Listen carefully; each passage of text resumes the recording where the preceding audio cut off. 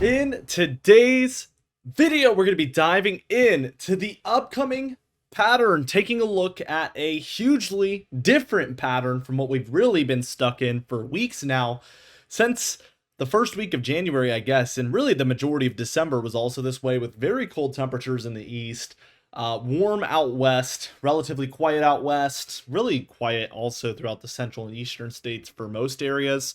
We are seeing a very active pattern, but warmer in the east, colder in the west. So we're doing a flip in the temperatures and the precipitation here, and we're going to be discussing these major winter storms that are going to take place as a result. Before we do that, though, be sure to check out my brand new vlog. It's going to be on the top right corner of your screen. I would really appreciate it if you guys check that out, subscribe to that channel, and show support, because it is a little bit of a passion project for me, and I've been so excited to be filming those. In addition to these direct weather videos, these aren't going anywhere, but be sure to check it out. I had my first snowstorm in 3 years. I got super excited. We got like an inch of snowfall on one of the days during the vlog, 3.5 inches on another day. So a lot of snow. We had the puppy in the snow as well. It was just absolutely stunning. We took a beautiful walk. Check it out. A little bit of a sneak peek into my life during these snowstorms. It was exciting for me, and I'm sure some of you would be exciting for as well. So check that out. Again, top right corner of your screen, description and pinned comment down below. Let's dive into it. We're taking a look at the 6 to 10 day temperature outlook here from the National Weather Service, and this will be for the 1st through the 5th of February. And we see this warm push through the southeast here in general, and we see the colder push through a lot of the northwest and even extending a little bit down the west coast as well during that time frame. So you can imagine the jet stream would look something like this. As we take a look at the precipitation, this is overall going to cause a surge of activity, especially in the northern 2/3 of the nation. Also watching for some severe weather chances throughout this kind of south central and southeast corridor. As these storms kind of move up above, they will be dragging cold fronts underneath, and as you know, that is what really sparks a lot of severe weather around the nation oftentimes.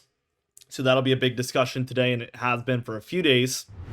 8 to 14 day outlook, and this one will be for the 3rd through the 9th of February, and really it's just a lot more of the same. The warm push through the southeast, the colder look for the northwest, and now a lot of the northern plains and upper Midwest as well. These areas have been kind of tacked on, but also the southwest still a little bit cooler during this time frame. So you can imagine we're going to start the first third of February overall in a very warm way for the southeast, very cold way out west, and for the north central states overall.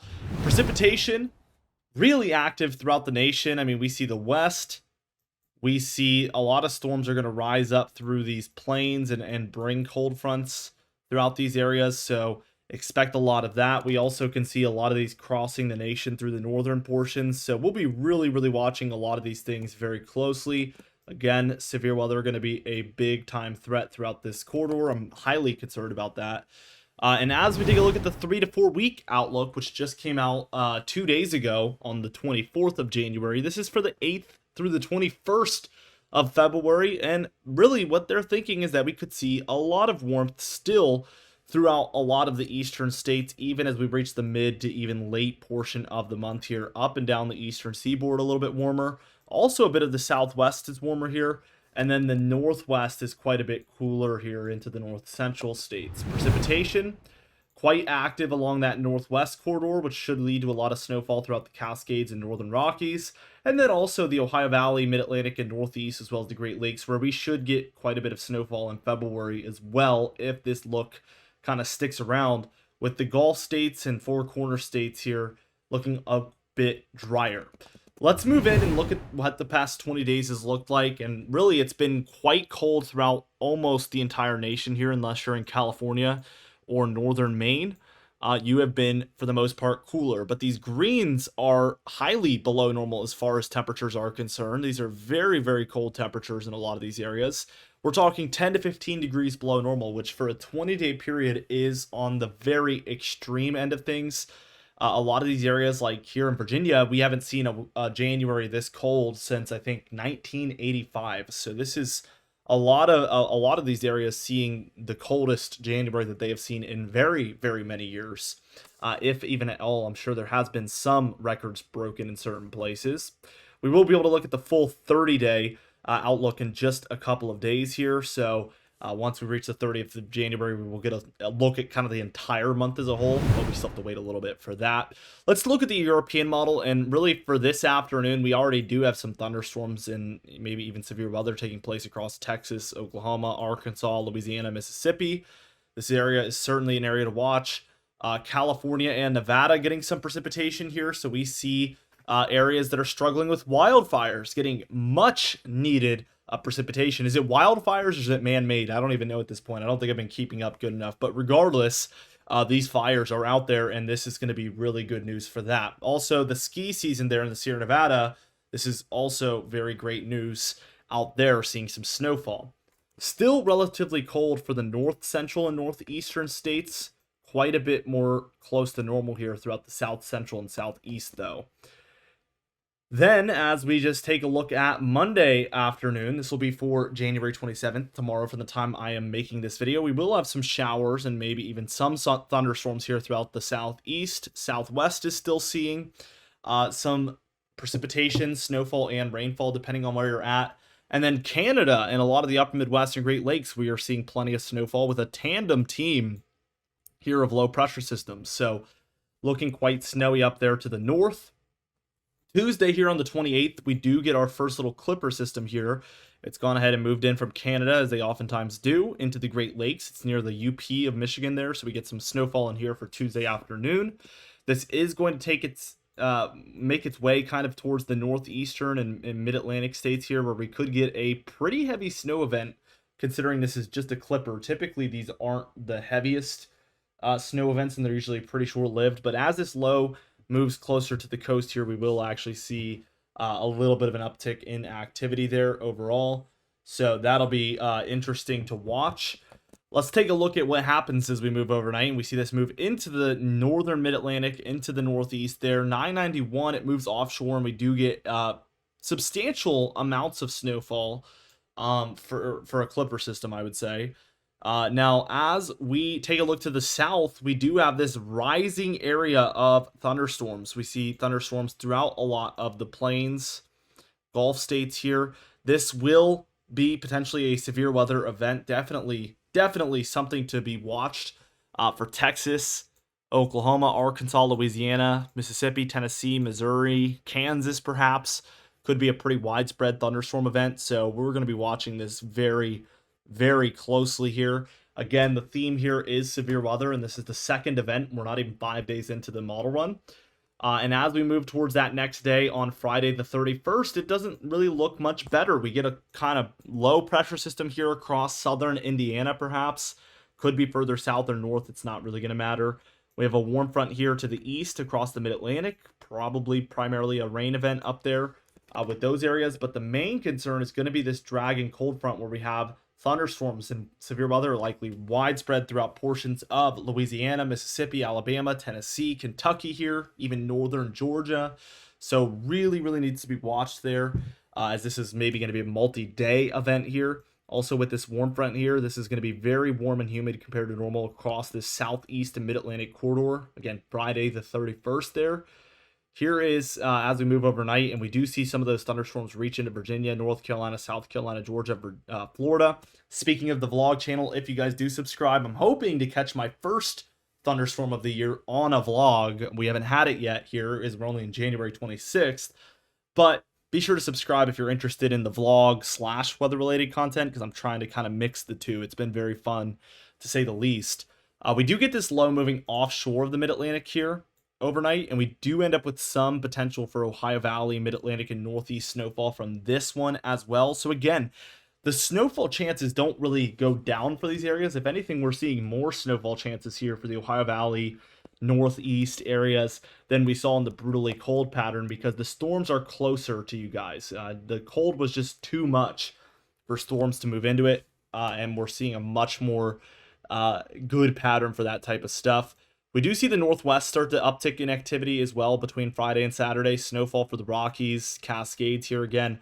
Sometime in that first week of February is when we see the activity kind of return to that area. By the afternoon, it's a lot of the same. Sunday afternoon, which will be on February 2nd, we do see more snowfall here to the northwest. Rainfall in the more valley areas. Maybe some snow showers here across the Great Lakes. Not much else to discuss. Monday, we have a very weak clipper system that's trying to develop in here. So some snowfall here for areas to the north of the Great Lakes for Canada. Continued northwest activity in here as well. Even the northeast dealing with some snow showers also. So plenty to go around here. Warmer than normal for the southwest, south central, and even the southeast here as well. Let's take this towards Tuesday on February 4th. Cooling a little bit for the east. Again, we're going to be a little bit up and down here in this pattern. The west looks to be on the kind of cusp of seeing a pretty massive storm system as we have rainfall for Washington, Oregon, and California. Even some Cascade snowfall in there. So another pretty major storm moving in for Wednesday on the 5th here. And we do see that taking place. Snowfall and rainfall pretty widespread throughout the west coast. A little bit of a descending jet stream throughout the east, and what this would look like is the further east you go, the further cold it is in this type of pattern that's descending like this. So the eastern seaboard may be the coldest outside of the west coast. So east of the Rockies, the east coast is the coldest, I guess, in other words. More thunderstorms perhaps here throughout the south central states. Again, kind of a theme here that I'm picking up on. Thursday, that probably worsens as we get a low pressure system developing again throughout Kansas and Oklahoma. It has a well-defined warm front there. Could develop a cold front here, which would spark up likely some thunderstorms throughout this territory again. Some California storminess going on, including Sierra Nevada snowfall, rocky snowfall happening behind this low. So snowy out west, to say the least. We do see that cold front start to get going around Friday on the 7th of February. Take it with a grain of salt as we've now moved beyond the 10-day range. The biggest takeaway here is that we see continuous storms kind of taking this track here. And we see this is the third one. So these models are really picking up on this being a common trend. Again, lows here, warm fronts well-defined. So we see a pretty humid and warm pattern underneath that. So we also have a dragging cold front that's going to interact with that warmer, more humid air. And oftentimes that leads towards severe weather. So Texas, Louisiana, Mississippi, Alabama, Tennessee, Kentucky, Georgia, South Carolina, North Carolina, Virginia, West Virginia, Ohio, and Indiana, maybe even thunderstorms and potentially even severe weather here taking place. This is, to me, we see 3 of these types of events. Very, very intriguing, much more spring-like than anything. I guess we're very close to March if you think about it. We oftentimes see some pretty bad severe weather in March and early April. We're not too far away from that. So to see a warmer pattern with colder to the northwest, this could put us in more of a March or April, early April, that is, severe weather pattern because we're seeing it so frequently here, and some of these do look pretty intense. Don't be surprised if we see some, 1 or 2, maybe even 3 pretty major severe weather events here over the coming couple of weeks here, because we have a temperature pattern and storm track that would really, really support that right now. With snowfall in the northern plains and upper Midwest, oftentimes with these as well. Even that thunderstorm activity reaching the eastern seaboard by a time like Saturday the 8th here. So nobody's really, off the cards here for getting it. And even as we move towards Sunday the 9th here, I mean, we have another low trying to form in here. A little bit of a cold front look, warm front out to the east of it. And we end up with another thunderstorm territory here in this southeast corridor. So that's storm number 4 here over the next 15 days. And it looks like it's going to try to track something like this, which would really start to increase the area that cold front impacts, which again is where that severe weather would be located. Even wintry weather, ice and snowfall to the north of this. Really impactful winter storms overall. You notice I don't call them snowstorms. Even in yesterday's title, we said major winter storms because it's winter. We're seeing some wintry precipitation in them, but it is a mixed bag. We see snowfall, ice, severe weather. I mean, these are all around major storms, very impactful, and these models are really pointing that out over the next 15 days. It's going to be really interesting to track, and hopefully not as dangerous as it could be, because again, some of these could be quite bad. GFS model, as we just move through it, we're going to look for similarities. We get that Clipper system moving into the Northeast and Mid-Atlantic almost the same way.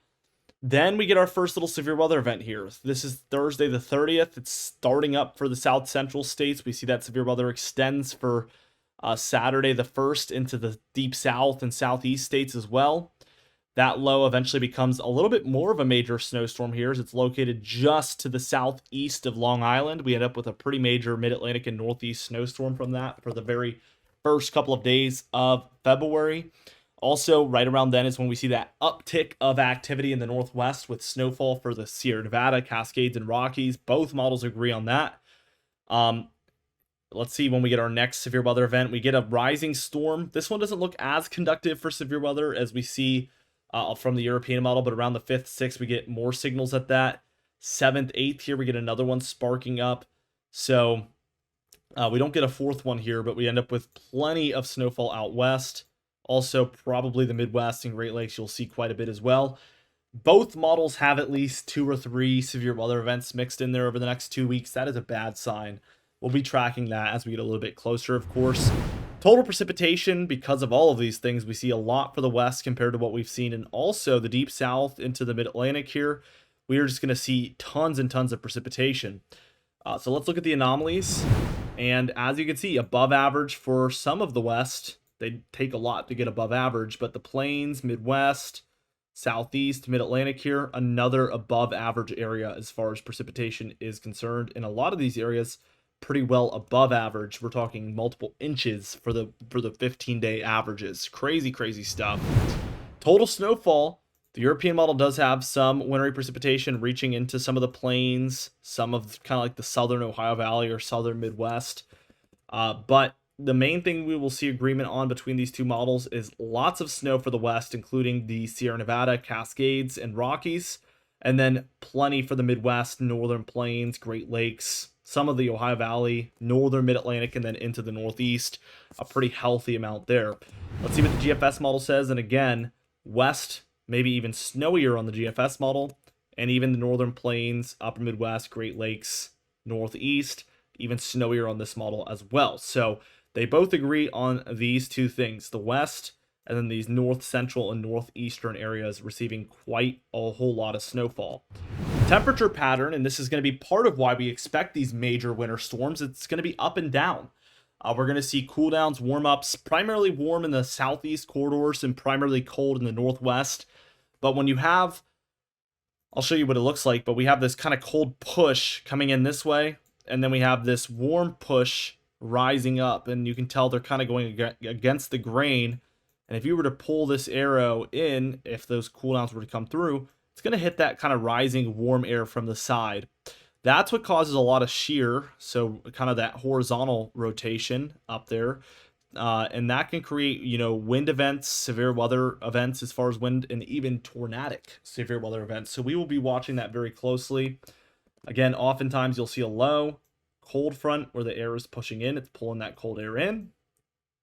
And then we will see a warm front. We saw this multiple times on this model run, and that's where that rising warm air is coming from. So again, that cold air hitting the warm air from the side while that warm air is pushing northward, bad combo. Bad combo. It creates instability, a lot of shear, and that leads to thunderstorms and even wind-driven or tornadic severe weather events. So let's watch this play out. We get the kind of last little bits of our cold. We see a pretty big warm-up here that lasts for days. This is for the late January timeframe. We get another backdoor cold front there for the Northeast around the February 1st and 2nd timeframe, but then we warm back up. Here comes one of those cool downs that comes from the west. You see it move in as that warm air rises up the east. We warm up again, and then you get another cold front there hitting it from the side. So again, rising, we can actually see the motion here. Let me draw out the arrows. So you're going to see this cool air move in like this, and you're going to see this warm air try to push up just like that. Watch it in motion here. I'm going to go back and forth. You can see that exact motion we were just talking about taking place there, and that is just not a good thing.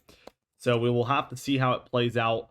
We end up still warmer in the southeast, but some of that colder air does make it into the central states as we approach the 10th. We'll have to track it. Looks a little warmer out west as well. But overall, I have to side kind of with what the Climate Prediction Center is calling for as of now for the February time frame. GFS, we're going to get a whole lots of agreement here. We get this kind of progressive warm front, backdoor cold front for the first couple of days of February, although it's a lot less impactful here than the European model. We end up just kind of purely warm here. Then we start getting the cold air hitting it from the side as we approach the 6th, 7th, 8th, 9th, 10th. We actually do end up in a little bit of a colder pattern in the east again around the 10th. So we'll have to wait and see if these models are correct or not about us moving back into a colder pattern. For now, it's very, very hard to say and a little bit speculative, so we're going to hold off. With all that being said, be sure to subscribe as we track all of these things moving forward. Again, it's a little different than what we've been dealing with, but it's equally as impactful, and we're going to just be tracking it moving forward here over the coming days, and I can't wait to do it with you guys. So be sure to subscribe. You can even hit the bell icon for daily notifications when we upload so you never miss one. Be sure to like the video if you did enjoy it. Leave a comment down below, and I'll see you guys in the next video.